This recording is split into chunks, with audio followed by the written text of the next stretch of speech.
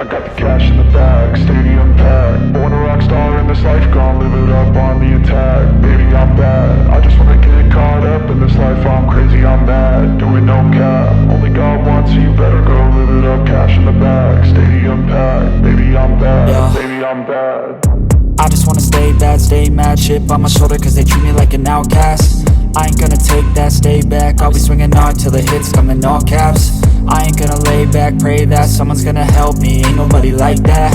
I ain't gonna wait, that's all fact. Give me one shot and I'll never get the throne back. I'm sick of being cautious. I'ma go cause something, can't stop this. I'ma steal everybody's lane, call it shoplift. Sick of hearing everyone complain when they thoughtless.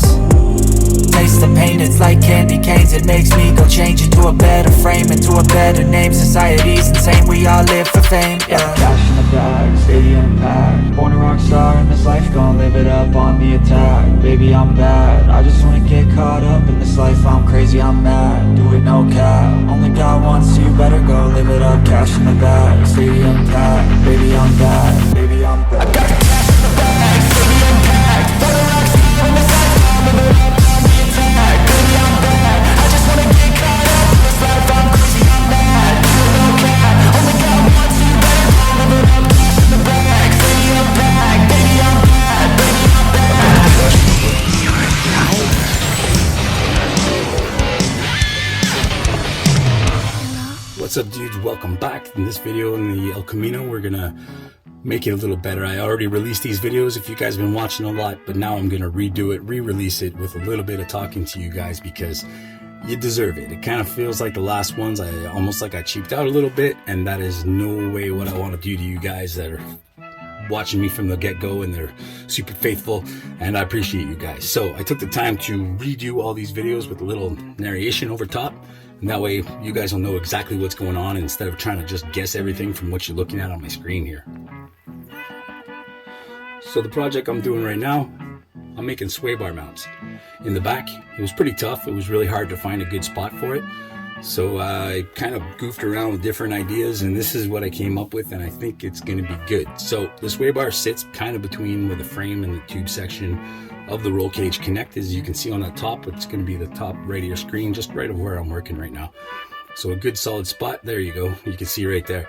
When I drop them in place, that's about where they sit. So with only one bolt sitting on top of the actual frame, the other was floating in the air, I had to make a bracket that was going to work and fit right across. So there, I'm just lining everything up. I got my bolts in my mount because I'm going to use that for the top here. I'm going to weld that piece on together, and then when I undo those bolts, I'll be able to pull out the sway bar.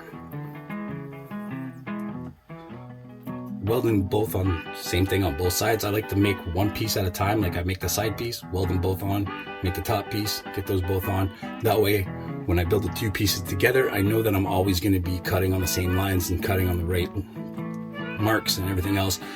And also I can compare the two pieces to each other immediately instead of trying to compare to it welded onto the truck, the car, whatever you want to call it. That red welding helmet, was almost the death of me. The visor doesn't really work good. It's one of those quick change ones, and it really didn't change quick enough. And if you weren't looking at the right angle, it wouldn't change at all, which left a lot of these welds absolutely horrible. Even my little cousin came over, who was like 15 years younger than me. He saw the welds and he just said he hopes it doesn't have to pass any sort of tech. So if there's any way for me to clean these up, I'm gonna have to do that later on. But here I'm making brackets and supports to hold that sway bar up. I don't know how much pressure goes through a sway bar. I imagine it's quite a bit, but at the same time, probably not as much as say a differential or something that's really throwing power.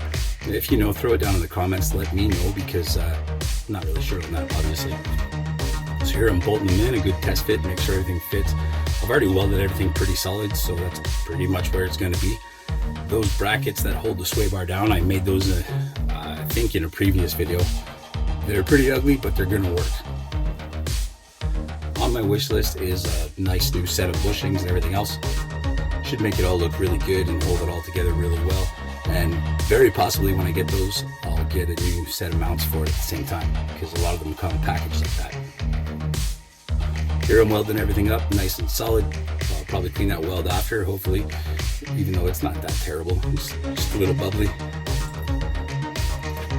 putting the sway bar on, trying to get a nice fit on it.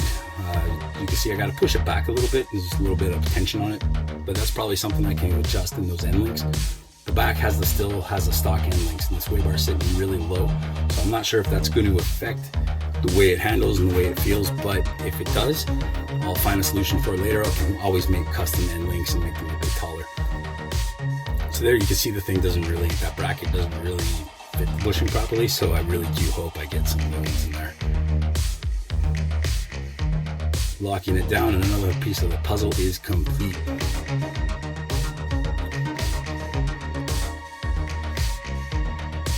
A good investment for me is probably going to be a plasma cutter.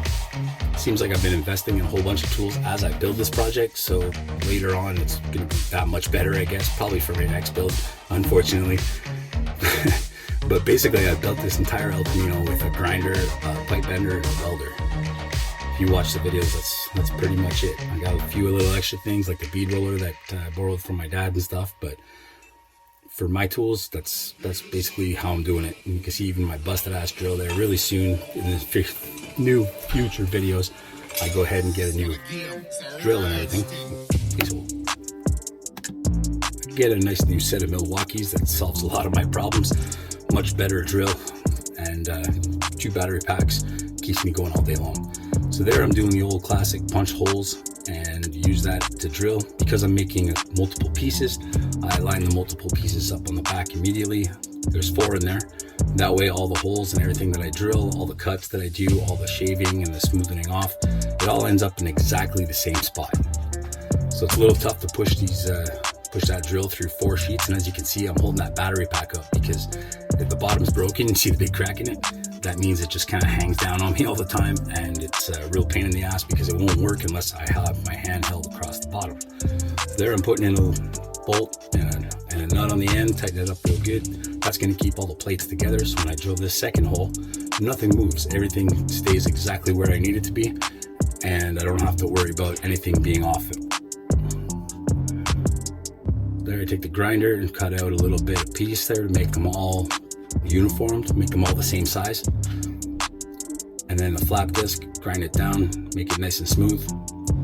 Make no sharp edges, that way you don't get kind of cut up when you're working around it, and it looks a bit better, it looks more professional. It almost kind of wished it would look factory, but when it's all said and done, it's not too bad. So what I'm building here is my shock mounts. I got the sway bar mounted up, and now it's time to put the shocks in it. The reason for the multiple holes is that I want to be able to adjust where the shock sits. That way, if I adjust my rear suspension at all for height, I can make the shocks work in the proper travel zones. If you put a shock down and you don't have a lot of travel and you bottom out, that's not good for the shock at all. You got to make it work where it was designed to work, which was right in the middle. Next time, we get into more. Thanks for watching, dudes. If you can't